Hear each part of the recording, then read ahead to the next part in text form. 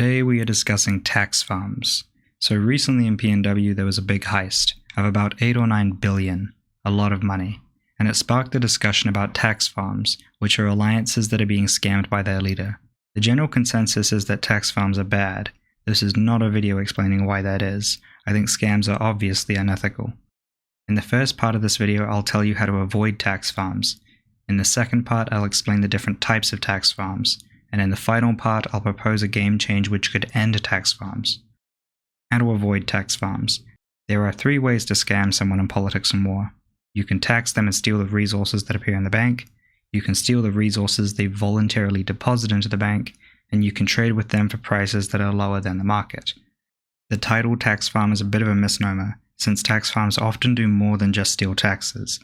The most infamous tax farms in the game's history run all 3 scams.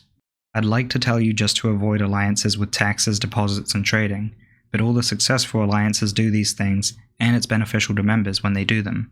Taxes repay no-interest loans that the alliance gives you and other members. Depositing resources into the bank prevents them being stolen by pirates, and trading with other members allows you all to buy resources at a discount. So the trick is to distinguish tax farms from normal alliances, and that is very difficult. The easiest way would be to track your taxes and compare it to how much you're receiving from the alliance. If you pay 50 mil to the alliance in taxes, you should receive 50 mil from the alliance. If not, it might be a tax farm. The only issue with that is alliances lose investments when players quit. They have to stockpile resources to rebuild after wars, and they need some resources to function day to day. So you're probably never going to have a positive balance in the alliance, unless you're selfish and don't want to help others, which is antithetical to what an alliance is. It's very hard to distinguish tax farms from normal alliances, unless they're being very obvious about it. The way I distinguish tax farms from others is if members are paying a lot in taxes and never receiving anything at all, and if members are buying cities very often and their city count is much higher than other members of the alliance. In the next part of this video, I'll break down the 4 types of tax farms that I have seen. That might help you recognize them as well. The 4 types of tax farms are the low tax type, the siphon type, the high tax type, and the big heist type. I'll break down how each of them works, list some alliances which might qualify, and tell you what the risk and reward is. I remind you now, this is not an endorsement of tax farms. The reason this section is framed differently is because of this question. How much money do you need to pump into a tax farm until you make a profit? At a glance, it looks very bad intentioned. It's not. The player is opposed to tax farms. They're just curious, as are a lot of people, since tax farms are very common. Anyway, let's get straight to the types. In the low tax type, there's no investment, and you advertise low taxes, 5 to 15%. In this model, your profit margins are really small, because the nations are undeveloped, and they're not being taxed much. However, it's long-lasting, and there's a very low chance of being caught, since most people don't investigate where their taxes are going. There's also no time spent interacting with the members, since that would lead to requests for help, or just be a waste of time for the scammer. Troop farms is the definitive low-tax type of tax farm. Their taxes were like 15%, and there was no interaction with members or any advice for them. The leader grew themselves to City 35, and they never got caught.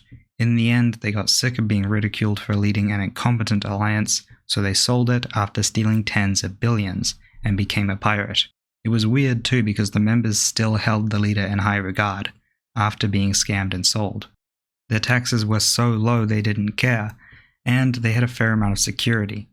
And the community didn't give the leader too much backlash because it was really funny. Shroot Farms was a tax farm, the joke writes itself, and the alliance leadership was obviously self-aware from the beginning and just fooling everyone else. This type of tax farm is low risk, low investment, and low reward. In the siphon type, then you build or lead a very large alliance and siphon a portion of the bank to grow yourself. This might explain why there are so many alliance leaders at City 35 and 40. I'm going to name 3 alliances which might qualify as this type of tax farm. All of them are very powerful and try to protect their reputation, but it is not the reason I'm giving them the benefit of the doubt. I'm doing it because I can't prove they're lying, and I know how annoying the accusation of being a tax farm is. Firstly, the Immortals, which is one of the largest alliances in the game with less than 30% taxes. Their leader grew from City 15 to City 35 in less than a year, and is currently sitting at City 43. This is his defense. I don't find this particularly compelling since he didn't raid that much as a new player. I can check his nation page right now and see his all-time loot is below 600 million. I'm not sure he raided at all as a new player. And the average income of a City 15 is really low. Even now it's only 4 mil a day net, probably less in terms of cash. Even if he was producing double that, it would have taken him 750 days to make 6 billion. I don't see how he could have made 6 billion in Pantheon. As for trading, unless you're trading in bulk, then your profits are going to be really small. Maybe he was, and is, trading in bulk, and that's how he's making his money. Well, he's probably using Alliance resources to do that, since that's the only way you can acquire tons and tons of resources. And he's risking them in the process if that's what he's doing. But if they accept the risk and there's no downside, he's growing himself ethically. Eclipse's leadership is at very high city counts, supposedly from raiding. They were very good at that, but a lot of their members are also on 100% tax and rarely receive anything. I think it might be more strategic for them. They might be tax farming some people to boost active members and good fighters, which can make the alliance more successful. What's weird about this too is that some alliances might agree to this for strategic purposes, or they might just give the leader the resources if they asked. If the leader of the Immortals, Eclipse, or the Knights Radiant came out and asked for a ton of money, the membership might just allow it if they're doing a good job and they want them to remain in the role. This type is low risk, high investment, and high reward. The reason I would consider it high investment is because of the time you need to put in to create a large alliance. And you have to learn a lot and interact with the members a lot to develop enough loyalty that they'd permit or ignore you siphoning a portion of the bank. The high tax type could be further divided into the high tax and high investment type, and the high tax and low investment type. In the high investment type, then you have alliances like Alpha, Yakuza, and potentially R&R. Alpha was an alliance with really old and large nations that lost interest in the game and decided to donate all of its money to Wampus, the player with the largest nation in the game. This was within the rules for a long time, and they only got banned because they all gave their account credentials to one of the other members, so they didn't have to log in once a week anymore. Yakuza was more planned out. The leader decided to recruit a bunch of IRL friends and acquaintances to join his alliance. He also went the extra mile and verified them, which involved sending a picture of their face to the admin. He then boosted their nations to City 30 with 4k land. Afterwards, he taxed them 100%, and grew himself to City 40 with 10k land in every project. Ultimately, he got banned for paying someone to fill his spy slots, which is one of the dumbest reasons you can get banned. To be frank, Yakuza and Alpha's initial type of tax farm was totally within the rules, and people look back now and criticize them, but in their prime, they were supported by a lot of people. Because they had large nations, they were powerful, and their allies would defend them in public, and their adversaries would avoid criticizing them in order to work with them in the future. The high investment type is low risk and high reward. In the low investment type, then you get dozens or hundreds of nations, invest nothing in them, and tax them 100%. This strategy really only works if you're cheating or a celebrity. Two famous examples are the TKR micros and GPWC. There used to be 20 or 30 member micros with 100% tax, producing nothing but raw resources, which were funneled back to a few nations in TKR. These all got banned in 2018 for being multis. They only got caught because people were trying to cut off TKR's revenue streams before a global war. GPWC was basically the same, but they had 1,000 nations instead of 30, and all of them are real people, as far as we can tell.